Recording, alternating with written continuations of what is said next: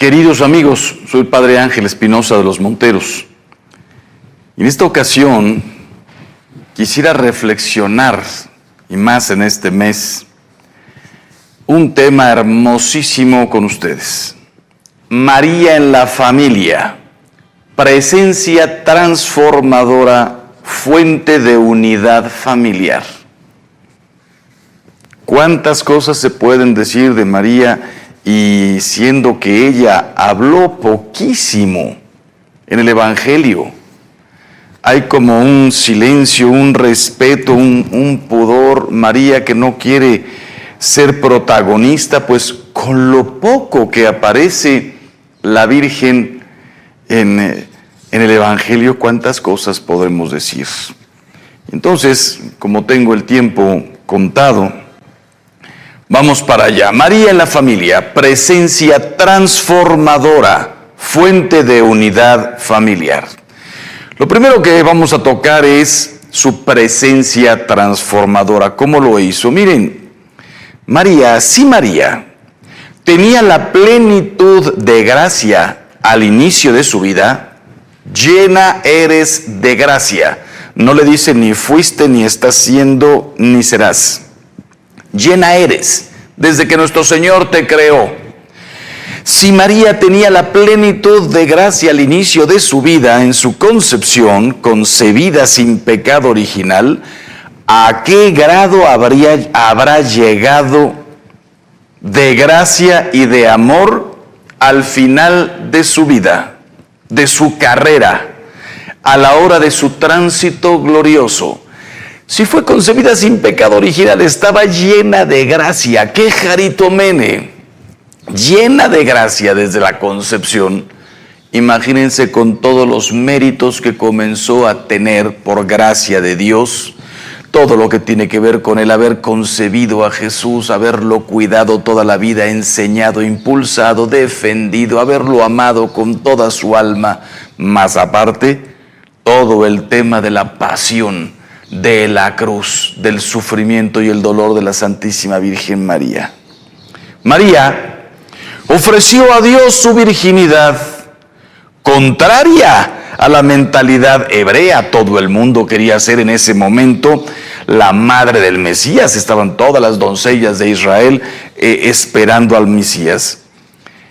Quizá lo hizo para acelerar con su propio sacrificio la llegada del Redentor. La gente espiritual tiene este tipo de intuiciones. Me voy a sacrificar. Por eso hay tanta gente que hace unos sacrificios que los demás no lo entienden. Qué manera de sufrir a lo tonto. Qué manera de entregarse, de donarse. Pero ¿qué necesidad tiene de ponerse estas penitencias? Solo poca gente, esperamos cada vez más, comprenda por su unión profunda con Dios el valor del sufrimiento, el sufrimiento redentor. María lo hizo para acelerar con su sacrificio la llegada del Redentor. Además de que tenía una grandísima humildad, se consideraba indigna y pequeña. Lo de María, más que un propósito de virginidad que podría perfectamente romperse fácilmente con el anuncio del ángel, no conozco varón, no me he metido con ningún hombre, no tengo novio, se podría romper. Si fuera simplemente una promesa, el ángel le podría haber dicho: Dios te libera de esa promesa y quiere que tengas un marido. Más que un propósito de virginidad, parece un voto. Por eso pregunta: ¿cómo será eso? Pues no conozco varón. ¿Cómo será? No está en mis planes. No dice: ahora que empiece yo a conocer muchachos, perfecto, se cumplirá lo que Dios nuestro Señor quiere de mí. Déjame que comience a salir con un pretendiente y ahí vemos si con él podrás. No. ¿Cómo será esto? Yo tengo el corazón en Dios. No conozco varón. No dice no he conocido, no pienso conocer. No conozco. Yo estoy consagrada al amor de Dios. La respuesta del ángel la tranquiliza completamente. Cuando ella comenzaba a pensar, tengo que cambiar, romper, si fuera el caso, un voto que había hecho. El ángel la tranquiliza. Será sin detrimento de tu virginidad. El Espíritu Santo vendrá y te cubrirá. ¿Quién era José? José era como un muro que la protegía para poder llevar su vida consagrada totalmente a Dios. Dios Padre quiso que su Hijo viniera al mundo casi de una manera normal, por supuesto que de una manera extraordinaria, a través del Espíritu Santo, pero ordinaria, con una familia, con un padre putativo, con una madre asistiendo a la escuela, a la sinagoga, después a las escuelas con los doctores, etc. Una persona normal, trabajando. ¿No es este el hijo del carpintero? Jesús nunca llamó la atención en 30 años. 30 años. Entonces, ¿quién era José? Un muro de contención fuertísimo, que la protegía, la defendía, la cuidaba junto con el niño para que se realizara la voluntad de Dios. María, estamos hablando de lo que es su presencia transformadora, comenzó a transformar primero el mundo, después sería las almas, la familia. María conocía las culpas de Israel, era una mujer culta, conocía la Biblia, por eso se había consagrado a Dios con toda su alma, venía de una familia, hoy diríamos católica, en aquel tiempo no era católica, sino venía de una familia anclada en el amor de Dios. Zacarías, su tío, era sacerdote, así que ella habría asistido también a la escuela y habría leído a lo que se les permitía a las mujeres, y a la sinagoga, y a leer la Biblia, y por tanto, ella conocía las culpas de Israel, los pecados de la casa de David, oraba y se sacrificaba para acelerar la redención. Por eso se consagró a Dios, y a la oración, y al servicio, y al amor. María, del Espíritu Santo, formó a Jesús en su seno. Así se forma el cristiano. Presencia transformadora, con su sí, con su aceptación, con su entrega incondicional, formó del Espíritu Santo a Jesús en su seno. Qué bien sabe María la forma, qué bien sabe María la manera de formar a Jesús en los demás, de transformar a los demás en otro Jesús.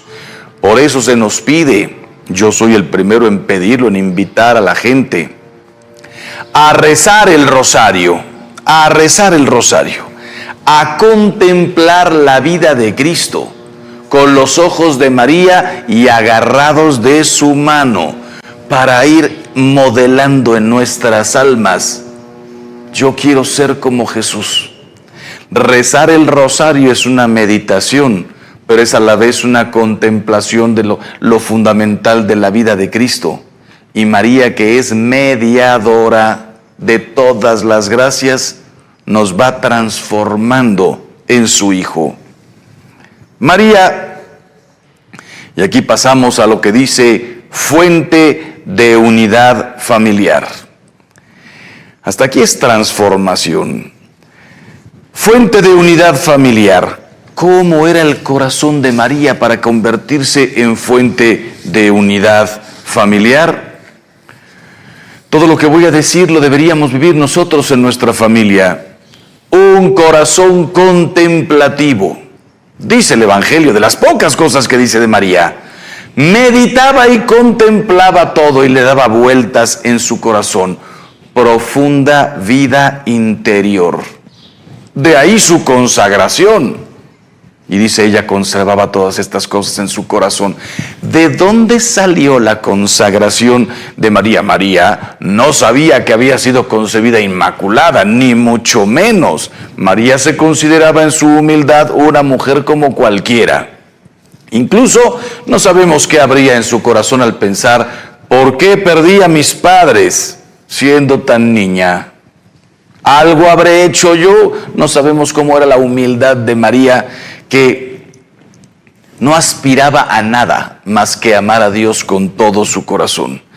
Para llegar a esto, tenía que ser un corazón contemplativo. Meditaba y contemplaba. En este sentido, tengo que decirles, padres y madres de familia, cómo tenemos que ser como María, hombres y mujeres de vida interior. Una persona que no tiene vida interior es absorbida, comida, devorada por las redes sociales, por el mass media, por la televisión, por el ruido del mundo, por las guitarras electrónicas, por el ruido, el escándalo. Me subo a mi coche y lo primero, encender el radio a todo volumen. Llego a mi casa, enciende la tele, llegas a tu cuarto, prende el radio.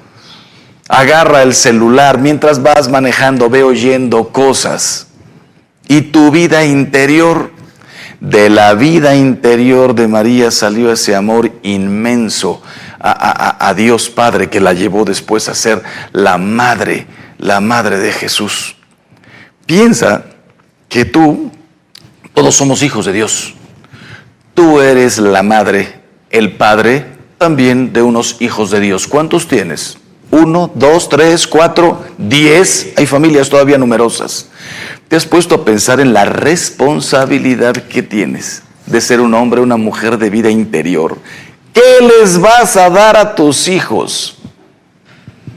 De la abundancia del corazón, podríamos decir mejor, de la abundancia del alma, habla la boca y habla la vida. De la abundancia del corazón y del alma. Si hacemos de nuestra vida un ruido, no habrá fuente de unidad familiar porque no hay un corazón para eso. Un corazón contemplativo no solamente está en contacto con Dios, sino que sabe qué es lo mejor para la familia, los valores. Segundo, un corazón inmaculado, purísimo. Es verdad que ella nació sin pecado original, pero cuando entró al mundo, vio todas las tendencias, el río del mundo que nos lleva por donde le da la gana a quien se deja. Algunos caminan por la orilla, otros se van medio ahogando y ahí se lo llevó el río de las pasiones, el río de las imágenes, el río de la maldad. En tiempos de Cristo había gente mala, había gente vengativa, había ladrones, había mujeres de la calle. Se encontraron con Jesús en alguna ocasión, no solamente de la calle, mujeres y hombres, por llamarlos de alguna manera, distraídos.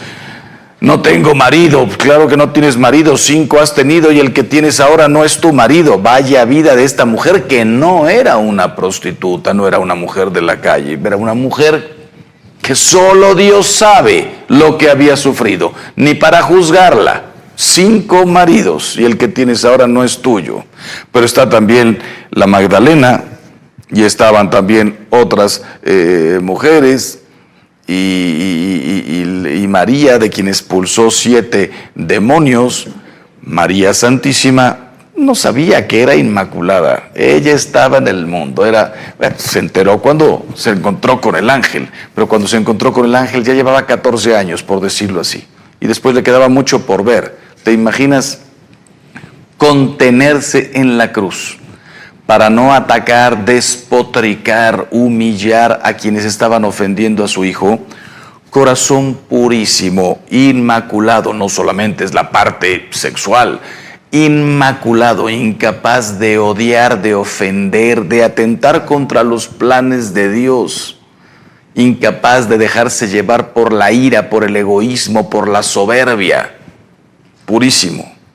Si del corazón salen todos los pensamientos, actitudes, afectos, acciones de la vida interior que gobiernan la exterior, si toda su vida interna y externa fue sin tacha, su corazón era inmaculado.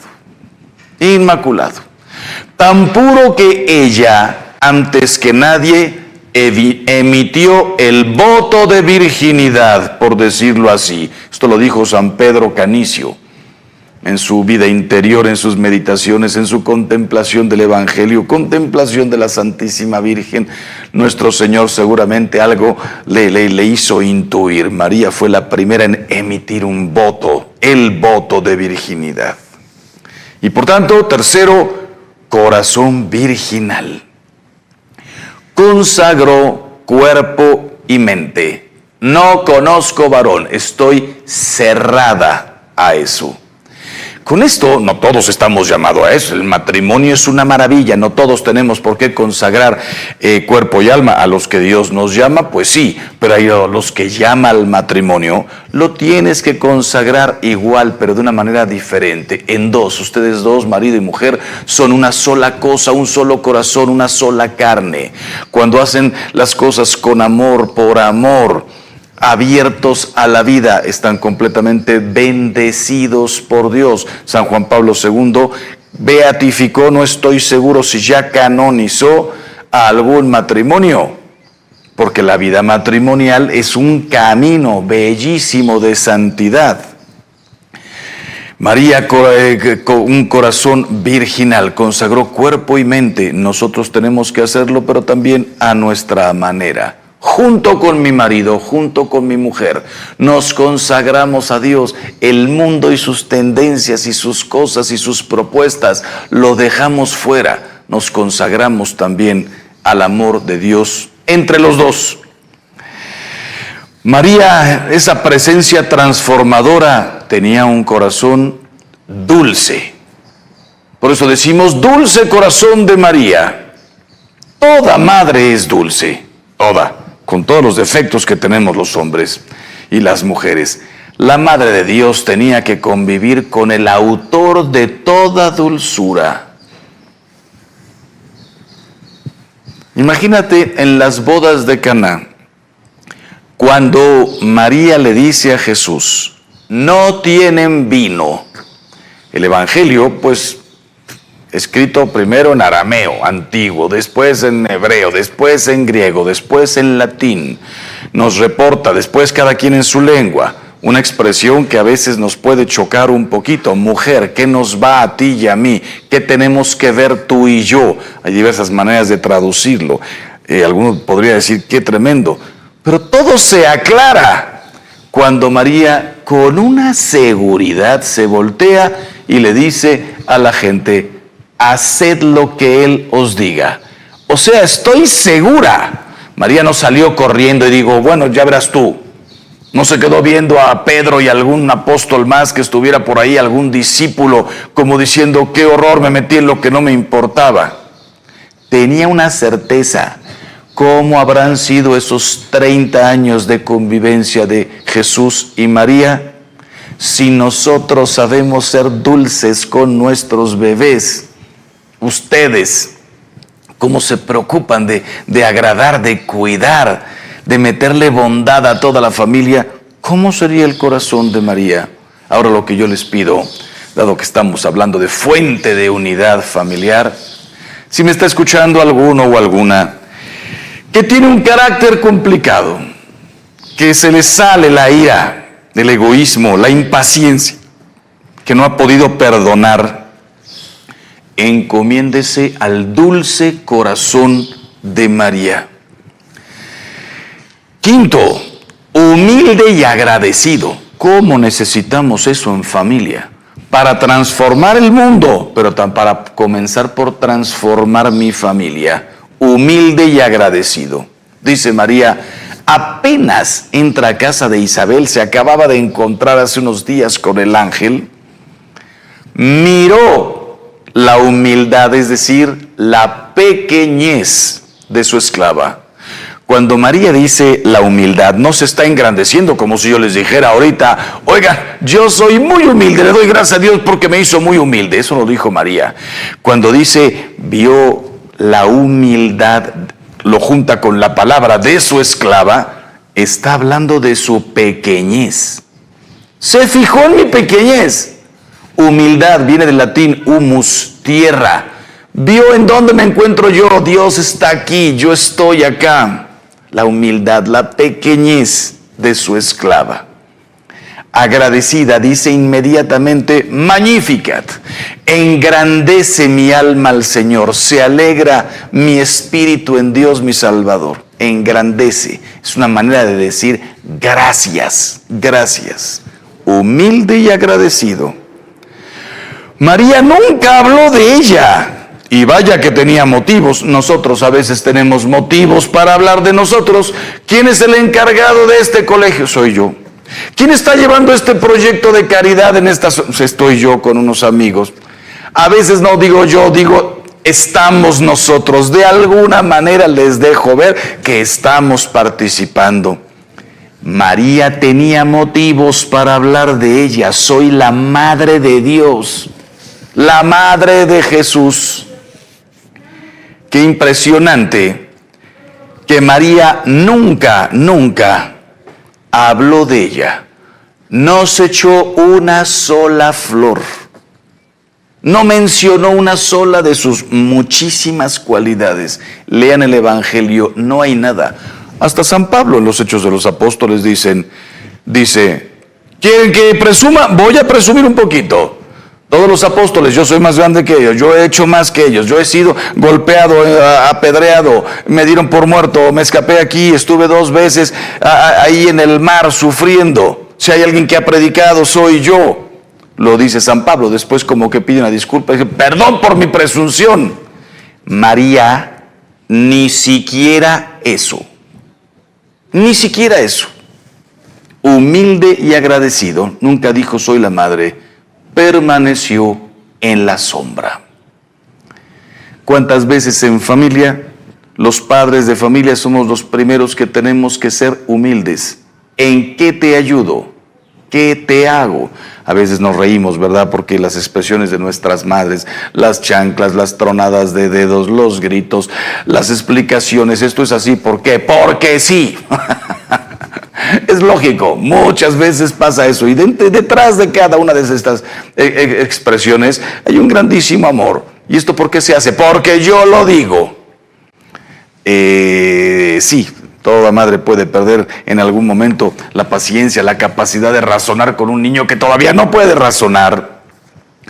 Pero conforme nuestros hijos van creciendo, ¿cuánta humildad se necesita? Porque cuando ellos ya comienzan a razonar, a preguntar los porqués, ya no existe el porque yo lo digo.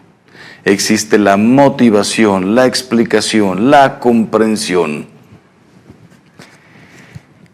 Sexto, o lo que sea,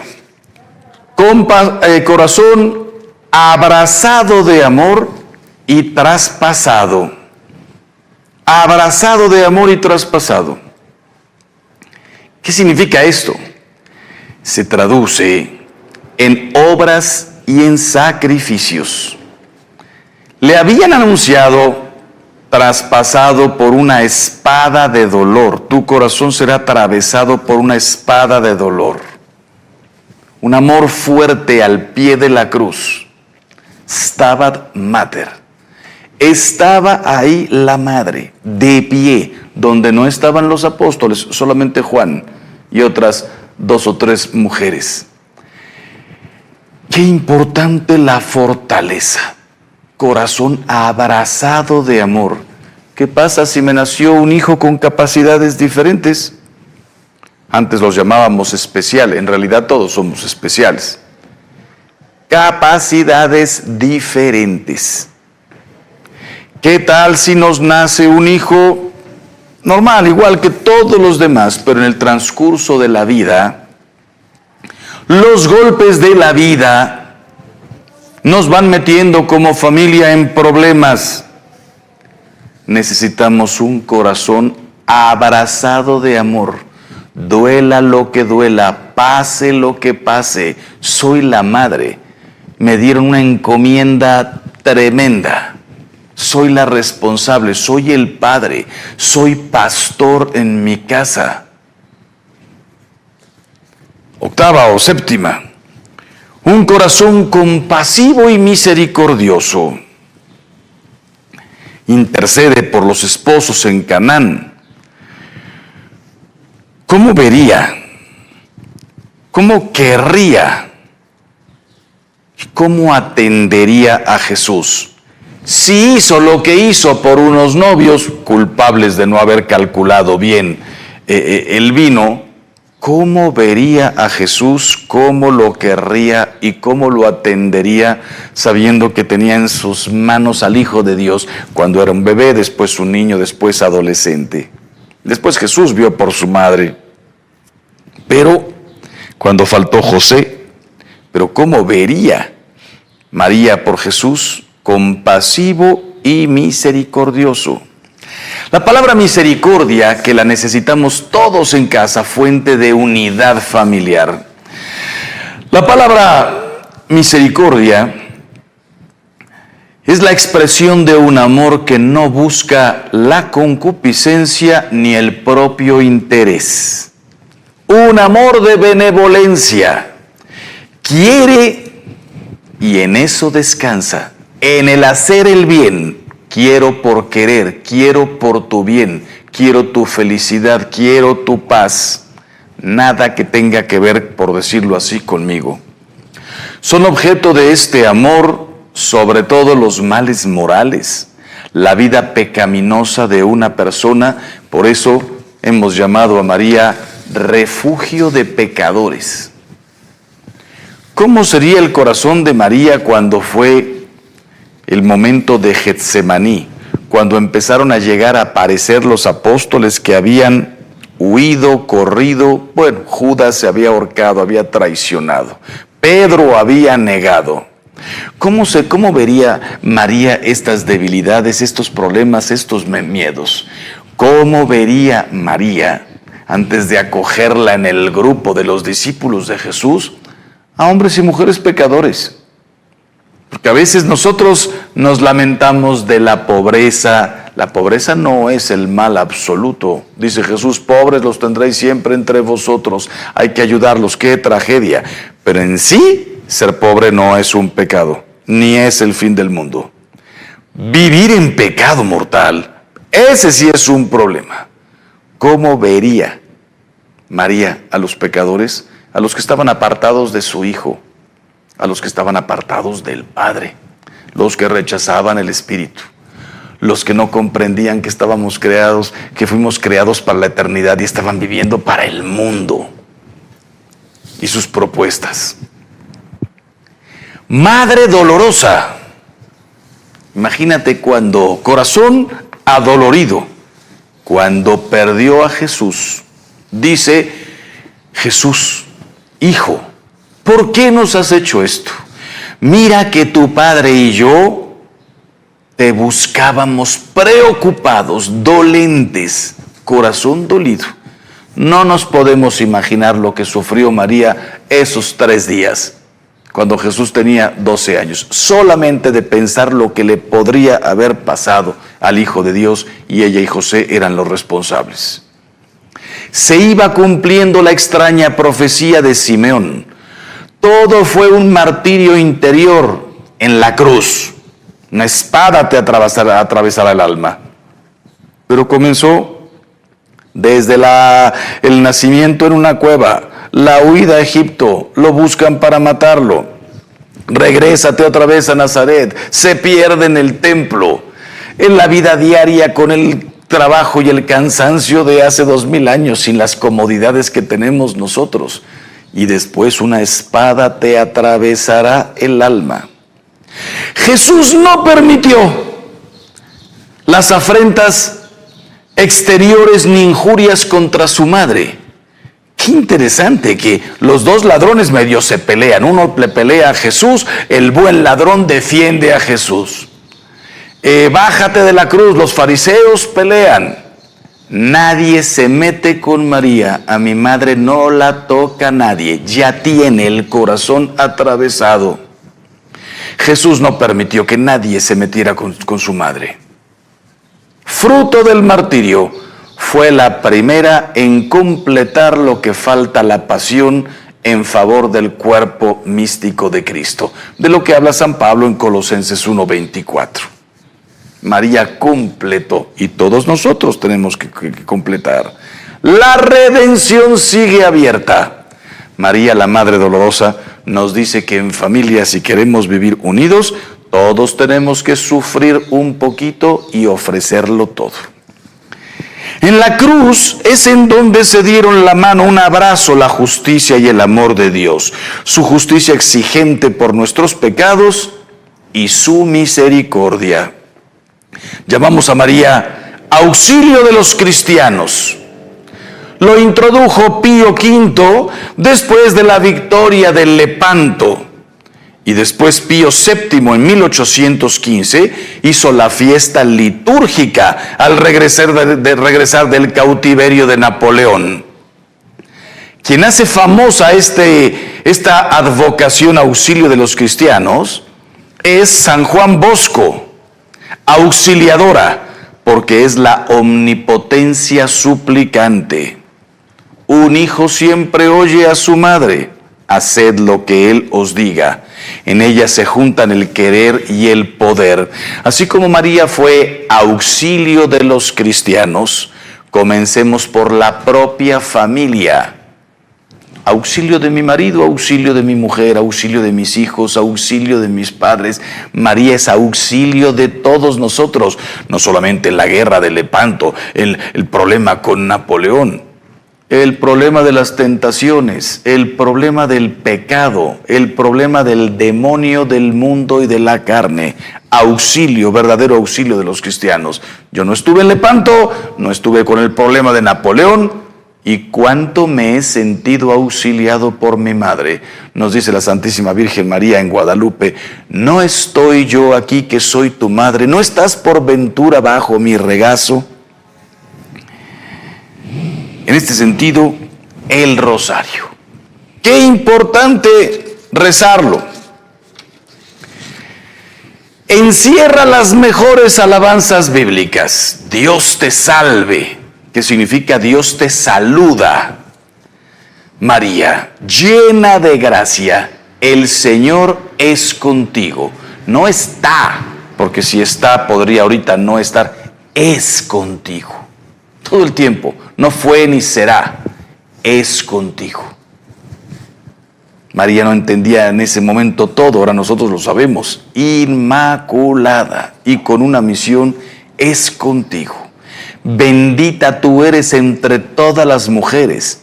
El rosario encierra las mejores alabanzas bíblicas y nosotros podemos decirlas todos los días. Pero además es un compendio del Evangelio. Los 20 misterios. Esta frase la dijo Pío XII, pero en aquel tiempo decía los 15 misterios. Después vino San Juan Pablo II y nos hizo un regalo enorme. Los 5 misterios luminosos. ¿Por qué decimos un compendio? Muy sencillo. El que reza el rosario todos los días está repasando todos los días, o por lo menos todas las semanas, toda la vida de Cristo, lo más importante. Lo más importante. Misterios gozosos, luminosos, dolorosos y gloriosos. Decía San Juan Pablo, más bien Juan Pablo II, en un discurso que pronunció en la ONU, no soltaba de su mano el rosario. Era realmente un papa mariano. ¿Por qué? Porque tiene una impronta cristológica, el acontecimiento salvífico de Cristo. ¿Qué significa una impronta cristológica? Todo el rosario nos habla de Cristo. ¿Y de qué nos habla? De su pasión, muerte y resurrección, el famoso querigma. Claro que nos habla también de los misterios gozosos, desde encarnación, predicación, extensión del reino, pasión, muerte y resurrección. Pero además tiene una impronta trinitaria el rosario, porque decimos gloria al Padre, al Hijo y al Espíritu Santo. Además, en los misterios se encarnó por obra del Espíritu Santo. Está siempre presente la Trinidad. Una impronta contemplativa. La repetición del Ave María constituye el tejido sobre el cual se desarrolla la contemplación de los misterios. Dice Pío XII en Marialis Cultus número 46. Se contempla, no se repiten Aves Marías. Vean cómo el corazón de María, todo lo que hemos dicho, nos viene de maravilla para ver cómo tenemos que ser nosotros en casa el rezar el Ave María. una oración laudatoria. Dios te salve, Dios te saluda, María. Bendita tú eres entre todas las mujeres. La alabanza de Isabel a María. Bendita eres, porque además bendita por haber creído. Todo lo que se te ha dicho se cumplirá. Pero no solamente es laudatoria, también es deprecatoria. Decimos 50 veces más las últimas 3, ruega por nosotros pecadores, ahora y en la hora de nuestra muerte. Estamos implorando su ayuda y además en el tema principal. No decimos, ruega por los que tenemos hambre, ruega por los que estamos desnudos, ruega por los que estamos en la cárcel, ruega por nosotros pecadores. Nada me puede separar de Dios más que el pecado. Mi principal oración deprecatoria, ruega por nosotros. Además, es una oración contemplativa, laudatoria, deprecatoria, contemplativa. 20 misterios por contemplar a través del corazón inmaculado de María. Pues bueno, tengo que ir poniendo la conclusión. Decía San Juan Pablo II, familia que reza unida. Y el tema de esta charla, María, fuente de unidad familiar. Familia que reza unida, permanece unida. Mira, a veces me buscan a mí mamás y papás con sus hijos ya de 16, de 17 años. Mis hijos ya no quieren ir a misa. No te voy a culpar, no sé en qué te equivocaste. Algunos hicieron todo bien, pero la libertad, el libre albedrío de los hombres, después cada quien hace lo que le da la gana. Pero algunos no, algunos sí se equivocaron. ¿Sabes por qué la iglesia te ofrece oración, evangelio, rosario, Eucaristía, desde luego todos los domingos, pero ¿y por qué no también entre semana? Participar en apostolados. No es lo mismo un niño que nace y desde que tiene 2 años todavía ni se da cuenta de su entorno y ya está en misiones, con su camisetita de familia misionera, de bebé misionero, juventud misionero. Todavía no despierta al mundo y ya está en misiones, ya está ayudando en un pueblo, ya está en un colegio, porque somos familia. Y claro, cuando tiene 6, 7 años, lo más normal, le parece, lo más normal en Semana Santa, estar en todos los oficios de la parroquia, o en las misiones, o en las obras de caridad, o en un movimiento X, visitando las 7 casas. Yo, Ángel Espinosa Los Monteros, así crecí. Para mí la Semana Santa era la visita de las 7 casas aquí en mi ciudad de Puebla, asistir a los oficios. Ya después venía la semana de Pascua y el mar, la montaña, lo que se podía. Pero desde muchísimo antes de tener uso de razón, o sea, yo crecí dentro de la iglesia. Qué difícil para quien ha descuidado todo esto. La oración en familia, la oración en la iglesia, la pertenencia a un movimiento, a una espiritualidad, a unas misiones. Qué difícil querer ponerlo a los 16, 17, 18 años. Familia que reza unida, permanece unida. Familia que reza los misterios de la infancia de Jesús, educa a sus hijos con solicitud y amor, pues Jesús es el modelo. Y cuando contemplamos los misterios de la pasión, qué fortaleza para vivir esta vida luchando. La vida es una lucha, no es un baile.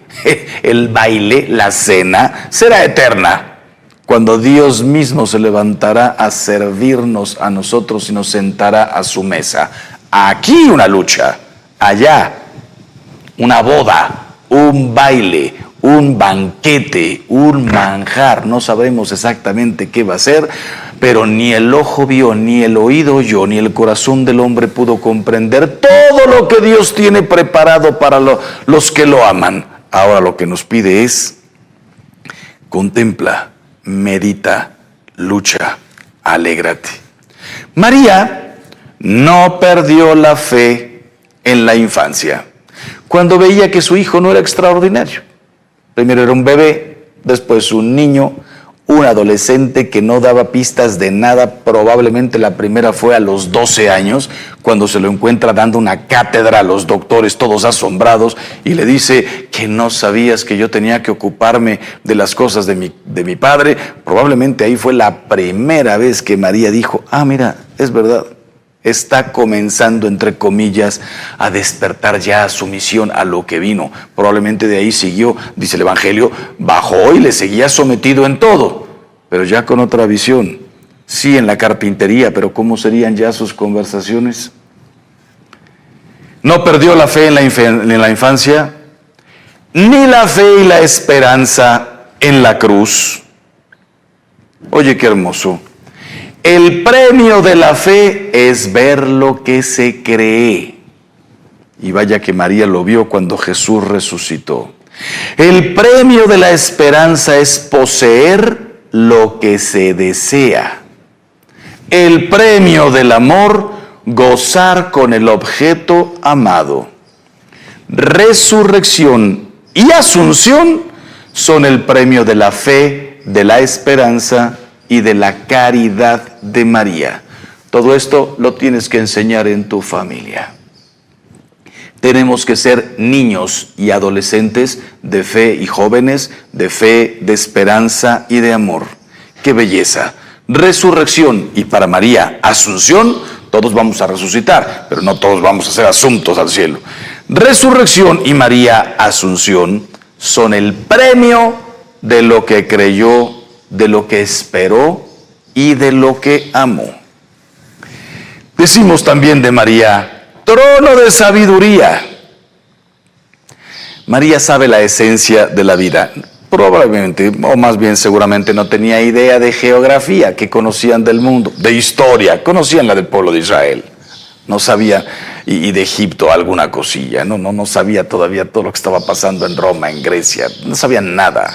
No sabía nada de geología, no sabían matemáticas, lo básico, sumar, calcular las medidas para la harina, la masa, en fin, álgebra. No tenían ni idea de nada y la llamamos trono de sabiduría. María no era médico. ¿Qué sabiduría? Antes de María ya existían los filósofos griegos. María no era un filósofo griego. ¿Por qué la llamamos trono de sabiduría? Sabe la esencia de la vida.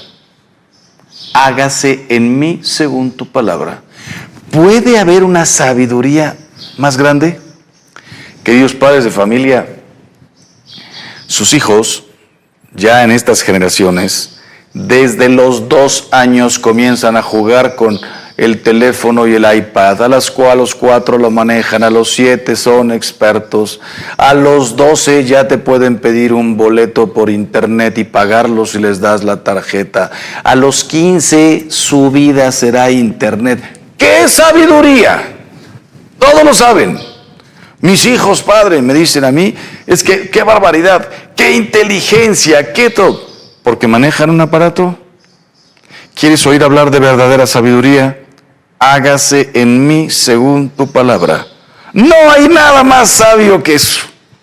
Hay que enseñarles a los hijos que sí, hoy tenemos que prepararnos. Por eso hablamos idiomas, por eso sabemos matemáticas y por eso estamos relacionados con la tecnología, que es una cosa impresionante y que cada vez será más. Hoy nos reímos de los que tenían un teléfono conectado a la pared, a un cable. ¿Cómo es posible que ustedes hayan crecido sin celular, marcando un disco, con una calculadora Texas Instruments? A los jóvenes que me están oyendo no saben ni lo que estoy diciendo. ¿Cómo es posible que hayamos crecido así ahora con todo lo que tenemos? Dentro de 30 años se morirán de risa de nuestros teléfonos y de nuestras iPads y dirán, ¿y esto lo satisfacía? Es que eso no es sabiduría, eso es técnica, conocimientos, ayudas. Antes era serrucho, martillo y clavo. Ahora es computadora, internet, iPad, más lo que venga. Pero la verdadera sabiduría, hágase en mí según tu palabra. La sabiduría, amar a Dios y estarle sometido con el corazón. Temor de Dios.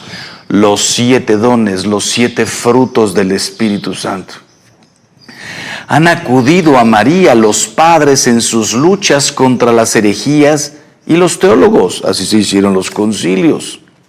Decimos también Virgen de las batallas. Lepanto derrotó el poder de los otomanos, mientras los cofrades del Rosario rezaban por las calles de Roma. Hoy hay que pedirle que nos ayude a ganar las batallas interiores. Papás, sus hijos van a tener una cantidad de problemas. Virgen de las batallas. Lepanto ya quedó hace 600 años. Mis batallas de ahora, mis tentaciones. Rosa mística, porque la rosa es la reina de todas las flores. María tiene que estar en mi casa. A mí me encanta cuando me invitan a una comida. ¿Cómo adorna la señora la mesa? Unas flores que ni me interesan, siendo honesto, Yo voy por la carnita, vas por un tequilita, por el vinito, por la pasta, por un mole, quién sabe con qué te va a sorprender. A mí lo que menos me importa es cómo puso la servilleta y cómo están las flores. No vine a ver flores, pero cómo se esmera la mujer en poner unos adornos florales y claro, la mayoría de las veces lo más hermoso, unas rosas, o el novio que llega con una rosa para la novia. La mujer casi se desmaya. ¿Por qué decimos de María rosa mística? La reina de todas las flores. Así como invité al padre a mi casa y quiero un arreglo floral y unas flores preciosas en la mesa, quiero a María dentro de mi casa, en diversos sentidos. En la pared, en una estatua, en una imagen, al pie de la cruz, en estampita en mi bolsillo, en mi camisa, en mi buró, pero sobre todo la quiero en mi rosario, en mi ángelus, en mis jaculatorias. Es más importante rezar el rosario o decir unas cuantas jaculatorias con todo el corazón que tener una vela encendida al pie de una imagen de la Virgen. Es mucho más importante el corazón que cualquier adorno precioso. Entonces, rosa mística. La quiero aquí, a la reina de las flores. Penúltimo, reina del cielo y de la tierra y de todo el universo, coronada, porque Cristo es el rey del universo y ella es su madre. La quiero dentro de mi casa, dentro de mi casa. La quiero cerca, la quiero dentro de mi corazón. ¿Quieres hacer algo grande por tus hijos? Desde luego que vayan a misa, desde luego que estén cerca de Dios, desde luego que lean, ojalá diario, un minutito el Evangelio para llenarse de la auténtica sabiduría. Pero ¿quieres seguir haciendo cosas grandes? Así como tú eres su madre, eres su padre, dales una madre. Dales una madre. Que ellos mismos puedan escuchar la voz de María que les dice, ¿no estoy yo aquí que soy tu madre? Qué importante sentir su protección diaria. De María nunca se podrá hablar bastante, decían en latín, de María nunquam satis. Podríamos hablar horas y horas, pero creo que ya te dije lo fundamental en este tema. María en la familia, su presencia transformadora, primero transformó el mundo y después fuente de unidad familiar. Recemos juntos el rosario. Queridos hermanos, que Dios los bendiga siempre y hagamos todo el bien que podamos. Queridos amigos, soy el Padre Ángel Espinosa Los Monteros. Muchas gracias por ver este video. Suscríbete para más contenido y sígueme en todas mis redes sociales. Hagamos todo el bien que podamos. Que Dios los bendiga siempre.